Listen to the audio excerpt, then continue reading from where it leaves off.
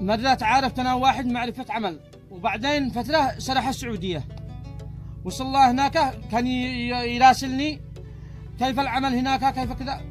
قال العمل قرعة وعتل، قالك على المهنة التي أنت بتشتغلها وكذا وأنت داري. قلت ايش؟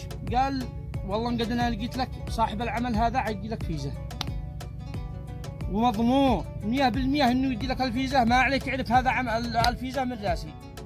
قلت كما ادي كما انا قد كنت فرح، كنت اشتي ادي له زلط ادي له ما اشتهي على اساس انه يدي لي فيزا، لانه ما كنتش داري انا بالفيزا هذه كيف تعاملهن.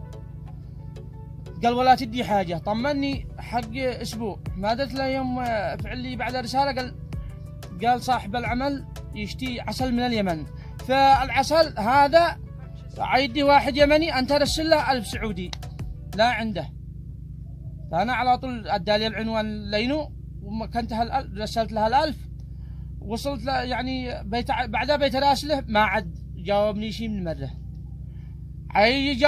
عيجاوبني كان يقول عندنا مطر ما على صرت اشتغل ما عبش عمل. قلت انا ما عبش عمل بعد ما انت استلمت 1000 وانا كنت حراف. يا بني ادم رد 1000 حقي. لا ما على الشيء انا فيزا ولا على الشيء ادخل السعوديه ولا على الشيء اقترب لي الله من عملك ردي الزلط. ماشي الرجال قلد انقدو لا عاد يعرفني ولا عاد يصرفني. رجعت كيف فعلت؟ بحثت على عمه، قد كنت انا داري في اسم عمه، بحثت على عمه في الفيسبوك، طلعت على عمه وراسلته قلت له قلت اسمع العامل الذي عاد طلع عندك قال ندي لك 1000 تشتري عسل وعتدي لي فيزا، وين الفيزا؟ ما جاء اسبوع الا وقد العامل قالوا جنبي في صنعاء ادالي 1000 هو بنفسه طرطه. وشوفوا نهاية النكبات.